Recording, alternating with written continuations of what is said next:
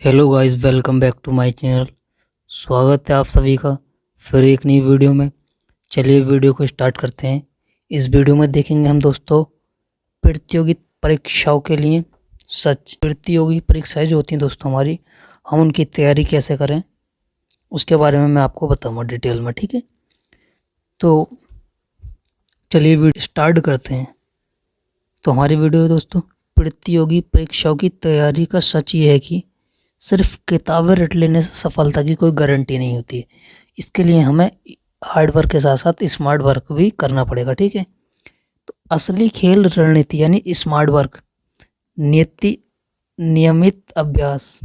ठीक है, per day जो हमने पढ़ा है उसका रिवीजन, प्रैक्टिस सेट भी लगाना। ठीक है, और सही मानसिकता का होना। ठीक है, सही मानसिकता यानी सही डायरेक्शन में हमको मेहनत करना। ठीक है, मैं आपको ये संपूर्ण जानकारी, चरणबद्ध जानकारी दे रहा हूँ जिससे आप किसी भी सरकारी प्रतियोगिता परीक्षा, SSC, railway, bank, UPSC, police आदि की तैयारी सही तरीके से कर सकते हैं। ठीक है, पहला चरण जो है हमारा, पहला पॉइंट है वो है परीक्षाओं को समझना ही पहला कदम है। यानी परीक्षाओं को समझना, यानी आप तैयारी किस चीज़ की कर रहे हैं उसको समझना ही पहला कदम है। ठीक है, तो पहला कदम है हमारा सिलेबस। सबसे पहले आधिकारिक सिलेबस डाउनलोड करें या प्रिंट करके रखें, यानी किताबों से पढ़ें या ऑनलाइन पढ़ें, वो आपकी मर्जी है। ठीक है, तो इसका एक पॉइंट दोस्तों हमारा ये भी है, पिछले वर्षों के प्रश्न पत्र PYCQ यानी 5 से 10 साल के पेपर देखकर समझें कि किस किस टॉपिक से कितने प्रश्न आए। ठीक है, कट ऑफ और pattern marking system, negative marking, selection 4 weightage, यानी सिलेक्शन जो है वेटेज में जाते हैं। ठीक है, तो सेकंड जो है दोस्तों हमारा सेकंड टॉपिक जो है हमारा वो है समय प्रबंधन यानी टाइम मैनेजमेंट। ठीक है, इसमें टाइम मैनेजमेंट में देखेंगे दोस्तों हम डेली टाइम टेबल बनाए। ठीक है, जो पढ़ाई का टाइम टेबल है दोस्तों हमारा, उसको डेली डेली का एक बार बना लें, हमको कितने घंटे क्या पढ़ना, कितने टाइम क्या पढ़ना। ठीक है, पढ़ाई, रिवीजन और मॉक टेस्ट के लिए समय अलग अलग तय करें, यानी जो हम पढ़ते हैं और जो हम मॉक टेस्ट लगाते हैं उसका समय अलग होना चाहिए। ठीक है, फिर हमारा एक पॉइंट है हमारा पोरोमेडिकल टेक्निक अपना है। यानी पोरोमेडिकल टेक्निक क्या है, 25 मिनट पढ़ाई करें और 5 मिनट का ब्रेक लें, जिससे आपका माइंड फ्रेश रहेगा और पढ़ने में भी दिलचस्पी रहेगी और आपको अधिक से अधिक बातें याद रहेंगी, पढ़वा याद रहेगा। ठीक है, हर दिन कम से कम 6 से 8 घंटे फोकस के साथ पढ़ाई करें, बीच में माइंड रिफ्रेश भी करें। ठीक है, माइंड रिफ्रेश में दोस्तों मैं आपको बताता हूँ, कोई गाना ना सुने या रील्स यूट्यूब शॉर्ट्स ना देखें। आपको माइंड रिफ्रेश करना है तो थोड़ी देर टहल लें, घूम लें, घर से बाहर चले जाएं, लेकिन फ़ोन नहीं चलाना चाहिए। कुछ लोग ऐसा करते हैं, सॉन्ग सुन लेते हैं, कुछ सॉन्ग है जिनको सुनना चाहिए, लेकिन यूट्यूब या इंस्टाग्राम रील्स नहीं देखनी चाहिए। ठीक है, इसमें से थर्ड पॉइंट है हमारा, थर्ड पॉइंट में कह रहा है कि अध्ययन सामग्री, स्टडी मटेरियल। ठीक है,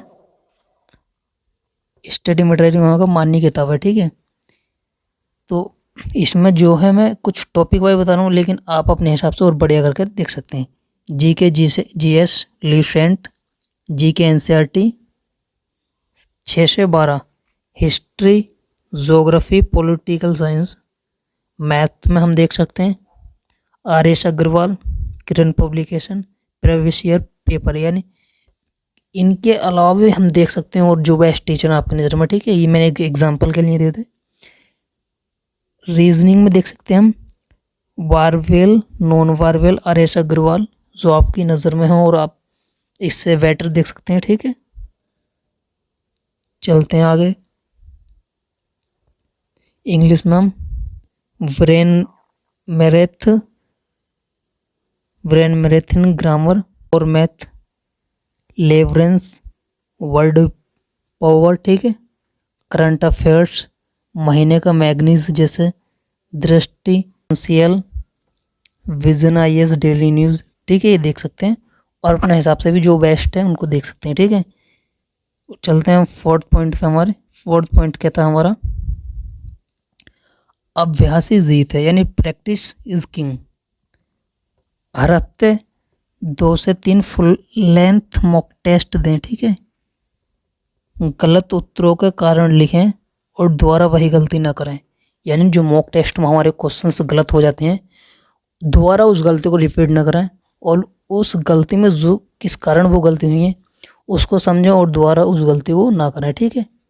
फिर चलते कठिन प्रश्नों का अपना मिस्टेक नेटवर्क बना है। यानी जो डिफ़िकल्ट प्रश्न होते हैं उनको एक नोटबुक डायरी लें छोटी सी, उसमें लिखें और उसकी प्रैक्टिस अलग से करें जिससे दोबारा गलती ना हो।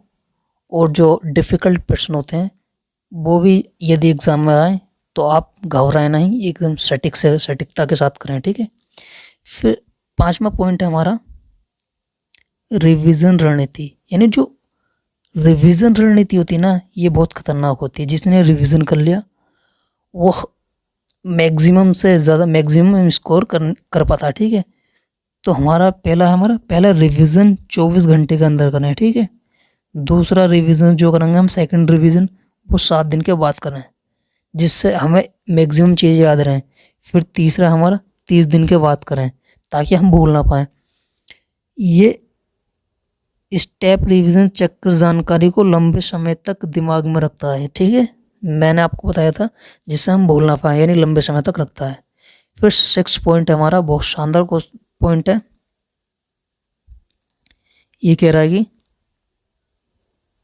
मानसिकता मजबूत और अनुशासन होनी चाहिए। यानी जो आपकी मानसिकता है, यानी जो आपका पढ़ाई करने का सिस्टम है। कुछ लोग तो लाइब्रेरी जाते हैं लेकिन कुछ घर ही रहते हैं, लेकिन लाइब्रेरी जाने वालों की मानसिकता और अनुशासन ठीक रहता है। लेकिन जो घर में पढ़ते हैं, कुछ लोग ऐसा करते हैं घर में पढ़ते हैं, बेड पे पढ़ना है, सोते हुए पढ़ना है, लेटते हुए पढ़ना है, ऐसे नहीं पढ़ना चाहिए।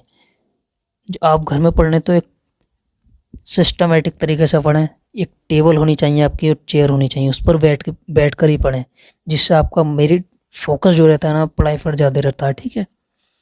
फिर हर दिन 10 से 15 मिनट मेडिटेशन करें। यानी सुबह में उठें और पहले मेडिटेशन करें, फिर फाइनल हो उसके बाद ही पढ़ने बैठें, ठीक है।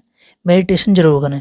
फिर सोशल मीडिया का इस्तेमाल सीमित करें। यानी सोशल मीडिया का इस्तेमाल इतना ही करें आप ऑनलाइन क्लास ले रहे हैं या फिर मनोरंजन के लिए एक अलग सॉन्ग सुन लें। लेकिन आप पढ़ाई सीरियस होकर कर रहे हैं तो कभी भी इंस्टाग्राम रील्स ना देखें, इंस्टाग्राम, फेसबुक या यूट्यूब शॉर्ट्स, ठीक है। आप रील्स ही देखें और काम की चीज़ देखें। फिर हमारा मोटिवेशनल किताबें या एक्सेस स्टोरीज पढ़ें। यानी मोटिवेशनल किताबें पढ़ें या एक्सेस पढ़ें, कभी कभी मोटिवेशनल स्टोरी देख लें या फिर यूट्यूब पर मोटिवेशनल स्पीकर हैं वो पढ़ें। फिर एक्सेस स्टोरीज पढ़ें जिससे आपका माइंड जो है एकदम फ्रेश रहेगा, ठीक है। 7वां पॉइंट है हमारा बहुत शानदार पॉइंट है 7।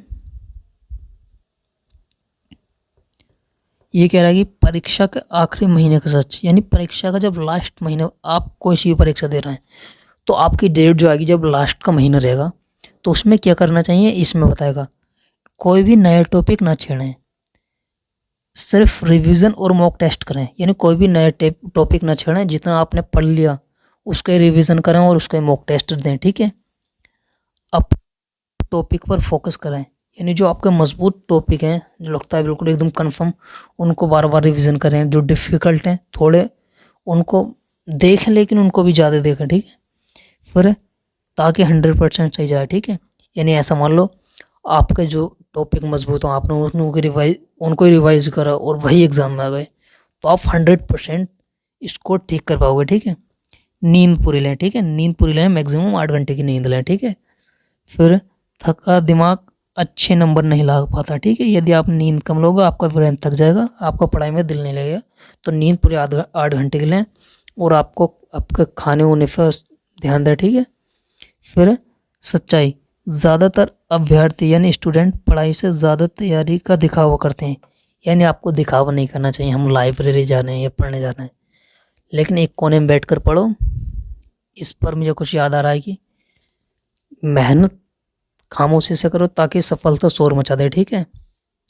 सफल वही होते हैं जो छोटे छोटे कदमों से आगे बढ़ते हैं और हार मानने से इनकार नहीं करते, ठीक है।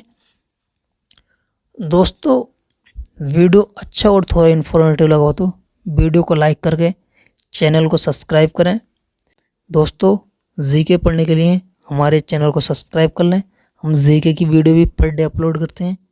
ठीक है, मिलते हैं किसी अगली वीडियो में। जब तक के लिए जय हिंद, वंदे मातरम।